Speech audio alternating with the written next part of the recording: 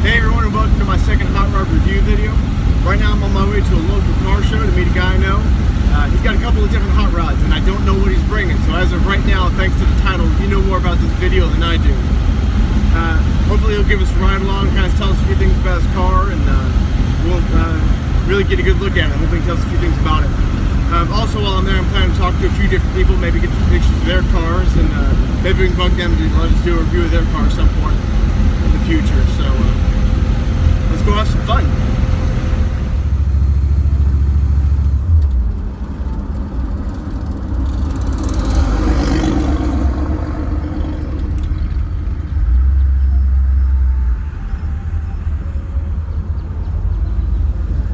So this is Church of the Open Door Car Show.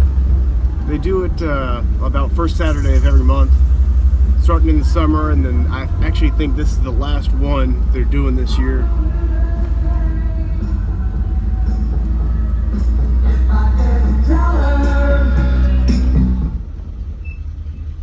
We're gonna run down this aisle over here and see if we can find Rick's car. He usually backs over here in this corner, and looks like he has brought his 1950 Mercury Leadslead. This is actually a really stinking cool car. I absolutely love this thing. I've been seeing it around for a while.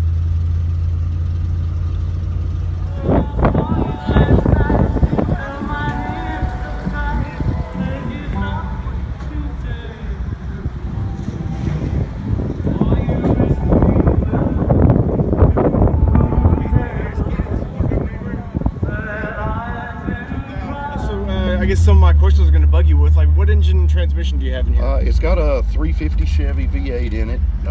The transmission right now is a turbo 350. Okay.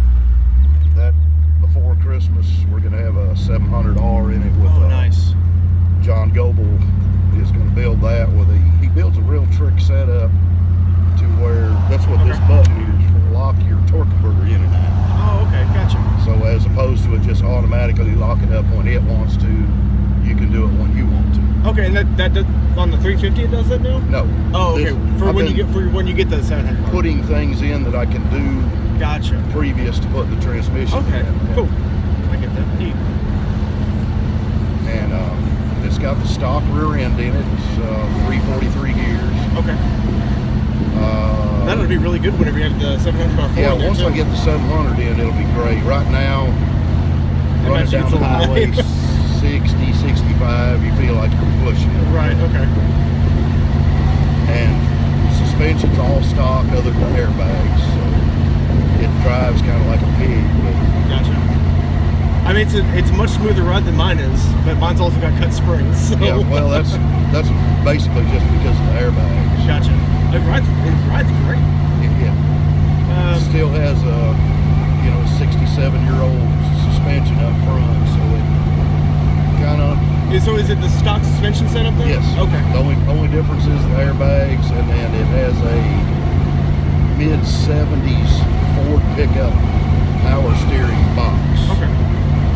What about the rear end? How are the bags set up in the rear? It's just you got parallel leaf springs and the bag on top of that. Okay, gotcha. And when you put bags on leafs, you take all your but one leafs out but two. Oh, they left two okay. in this one. Gotcha. And then the bags basically carry the weight. It doesn't sound like a bad way. I might do mine like that. That's not that. It's a pretty simple setup. Yeah. And it sits plenty low. Other than your compressor and your tank, I think the bags on the back, they're like $30. Not much. The bracket for it's another 10 or 12.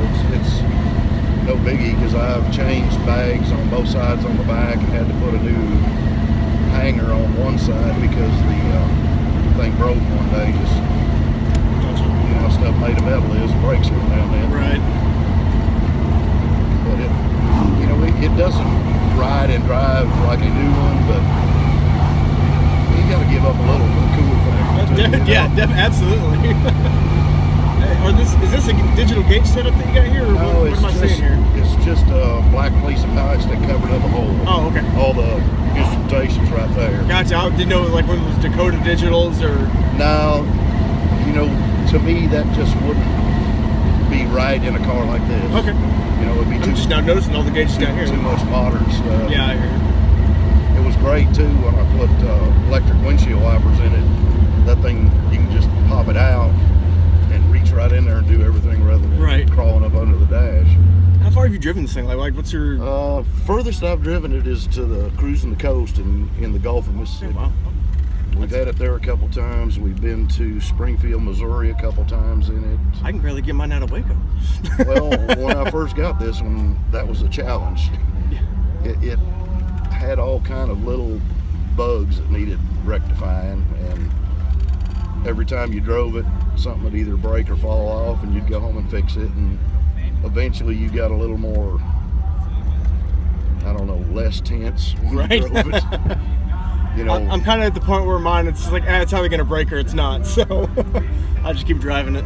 You know, I'm even that way in my new pickup when we take off on a long trip, think, oh boy, what could happen?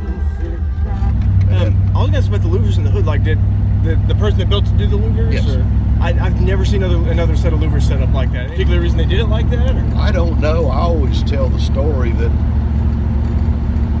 when they were punching them, you know, there's one guy holding and one guy steadying, and the guy reached for a beer, another guy hit the pedal, and rather than throw the hood away, they figured something else out. But well, it's really cool. I like it a lot. I've got a picture of it from the second floor of a motel, looking straight down on it, and I put it on my Facebook page or one day on one of the old car sites. I said, okay guys, what do you think about these louvers? And about 75% of the people on there said, man, that's awesome. The rest of them were, why would you put louvers on a hood? Why would you make it crazy pattern? But, you know, that's the way people are. Right, you know? But it attracts a lot of attention. Yeah, definitely. How much is the top chop by? 7 inches in the center. Okay. It's kind of pancaked on both sides. But is it, so it's the original roof then? I didn't know if it was a swapped roof or anything. Okay. Yeah, I've actually got pictures on my phone of the chop. What taillights are on? Are they Mercury? 59 caddies. Okay. And they're Frenched in, you know, with the cups. Yeah. And they have got LED bulbs in them. Okay. So I had put a set of, when I got this thing, it had turn signals that looked like it came off an old Suzuki motorcycle, and they looked hideous. Like they were just like on the body, or like how? Well, they were up on either side of the grill, bolted to the pan, and it kind of looked like one of those deals. Wow, we got the car finished, and oh crap, we forgot to put blinkers on. Oh man, get those off your motorcycle. Sounds about right. They just looked terrible, and I searched and searched, and my buddy David was putting these LED little beehive bulbs on a welder's bed on a truck as clearance lights. They were amber. They have the kind of pointy tool. Yeah. Man, those would be cool for blinker lights. So I ordered a set of them, and while I was ordering them, you could buy the stainless steel cup to mount them with. So that's what I put on there. So I figured, well, you know, I got LEDs on the front, I was gonna put them on the back, and then you have to figure out how to make them blink. Now, but I mean, the body work on this thing was done back in the 80s. Really? Wow. And it's held up really well. It has. It's showing some wear because we drive it. Yeah. But you know, it's got a nick here and a scratch there, but that's part of the fun. I mean, you drive this thing down to Mississippi.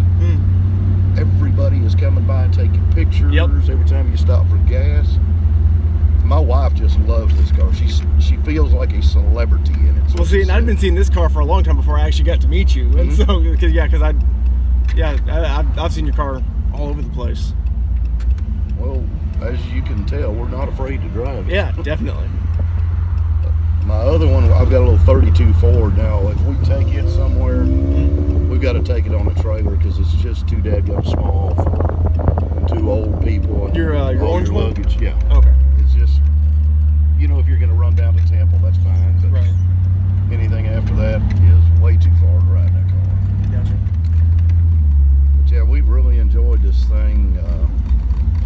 When it came to Waco, guy in Florida built it, and they actually bumped into one of the owners between the builder and me. But that was real neat to run onto him, and now the guy that actually built it and his wife and I are friends on Facebook. Oh, cool. He sent me a picture of this the first time they took it out. The whole thing was this color. Okay. So, like the outside too? The whole car. So like the color of the door jamb? Yeah. Awesome. And it was that color when it came to Waco, and the guy that had it here for a while, they got tired of kidding him about having a pink car, so he took it to Mako and they painted it black. Found a YouTube video of this thing being built. Oh, neat. So there's some online for this? Yeah, and I'm gonna go look for that. I contacted the guy that put the video on. He wasn't the builder, but he lived down the road from the guy that built it. Oh, okay. He ended up with it third or fourth hand, whatever. And so he sent me a CD of pictures from day one and a little history that he'd heard on the car. And Oh, that's cool. because I just kind of like to know something about it. Yeah, definitely. I get that. You know, because Like I said, in my spot, I know nothing about mine right now. otherwise you have to make stuff up. Yep. So one of the things I was gonna ask you is like, what class of hot rod would you consider? Like, would you consider this a traditional hot rod, or? It would, to me, fall into the class of a custom. Custom? Okay. Now, I mean, is this what people would call a lead sled? yes. Okay. 90% of the people have no idea what it is. Kids love it, old ladies love it. There's no specific crowd that it appeals to, Right. but hardly anybody knows what it is. And then, of course, from back in the old days, it's got the wolf whistle. Nice. Well, Rick, thank you so much. I really man. appreciate letting me do Thank this, you. man. It was a lot of fun for me. So it was a ton of fun getting to ride around with Rick and check out his car and have him tell me a few things about it and even pelt him with a few questions here and there. After interviewing Rick, I got to go around to the rest of the car show, check out a few different cars, and talk to some people about theirs. Haven't recorded anything yet, but I did talk to a couple of people about possibly interviewing them later on. So stick around, and as always, thanks for watching, and be sure to keep an eye out for the next video.